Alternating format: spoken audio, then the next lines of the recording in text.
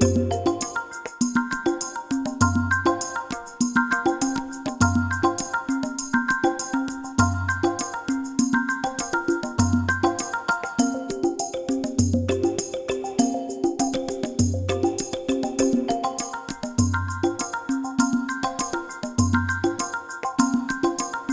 and namaste. This session is on the interface of the software Blender, and I would be taking you through a couple of concepts, especially in the first screen which you see after you open the software. You all will be excited now because you must have downloaded the software and tried to open it. There are some very critical but important points that you should remember while interacting with Blender, and this particular session will help you in understanding those critical points. So, we are going to talk about different window types. The moment you open the software, you can see multiple windows opening, and do not get baffled by these windows. I will be explaining you how different windows have different roles to play in particular interaction with this software, and which windows are important for you to remember.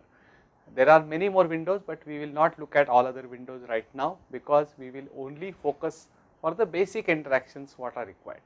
So, understanding window types, understanding what mouse can interact with in Blender. There are different buttons and inputs given by mouse, and each and every input has a different output as far as Blender is concerned. So, let us try and look at what are these actions. There is a special cursor called 3D cursor, like you have cursor in your regular softwares. Since all these softwares you have been playing with are two-dimensional in nature, they have only length and breadth. So, this your cursors will typically have the x and y value, but in Blender, since this is a 3D software, this will have x, y and z value also. So, we will have a look at what is that, and some keyboard shortcuts to start with. These are very basic keyboard shortcuts, so they will enable you to at least retrieve or interact with Blender at a very minimum level. So, that would be what is being covered in this particular session. So, let us start. After you open Blender, this is the screen you get. Some of the students who will start Blender may not get this image, and the reason is that this image is made for the version 2.74. People who do not have this version will not see this image, they will see some other image. So, do not get worried if you do not see similar image on your screen. All you have to do is just click anywhere on the screen and this image will go off.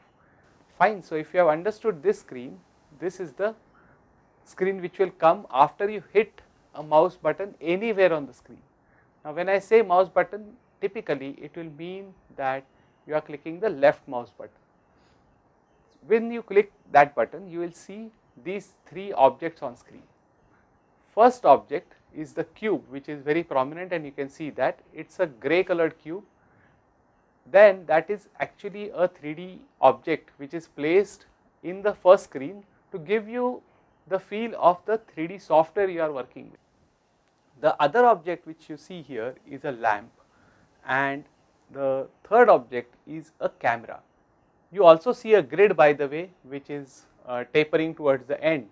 So, it is actually having a perspective when you see it from this particular angle. We will come in about the details of these objects like light and camera in the subsequent sessions. Right now, what you need to understand is what is this total interface made up of. It is made up of various small panels. What are these panels? So, the topmost panel is the info. So, it will tell you about various, like you can have the standard features like file, open, save, close and other things. On the other hand, it will also have information about how many vertices, how many faces are present in this particular scene. All such information will be on the top, and it is a window called the info window. The second window is the main 3D view window, which will show you the 3-dimensional view of the objects which are present in the scene. We will tell you how to interact with this window, because this is the window you will be using the most. for viewing and even interacting with the 3D objects. The third window at the bottom or just below the 3D window is called the timeline window. This is actually like a time sheet where you will have frame numbers from starting from 1 to 250 or to default is 250, but you can change that. But the important point is that this is the place where most of the animation is created. You can add your frames here, you can change the frames and you can actually see it running here. You will also see that there is a panel to play, pause and rewind forward buttons on this panel. Again, like I said, we will come in details about this in the later videos. Right now, let us move to the next window. This window is called the outliner window. Outliner window is kind of a muster roll or a list of objects what are present in this particular scene will be shown in this window. So, this gives a complete outline about all the objects present. Like you can see in a default scene you will have one camera, one cube and one lamp. Let us now go to the last window on this screen, which is called the properties window. You would be using this window extensively even if you are doing some basic animation or basic modeling, because all the properties of the selected objects can be changed using the parameters given in this particular window.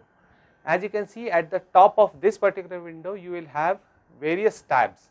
These tabs denote the various attributes of that particular object, of the selected object, and the bottom area is basically to change or have you add or delete any values in that. So, that is the role of properties window, which again we will see in subsequent lectures. Here is a slide which will tell you all the windows what you saw so far in one go. You will see that all these windows are shown here using different colors: the info window, properties window, 3D viewport window, the timeline window and also the outliner. So, just remember this slide. This is also available in our resources section. So, remember this slide, very important slide which shows all the windows in one screen. So, see you in the next session.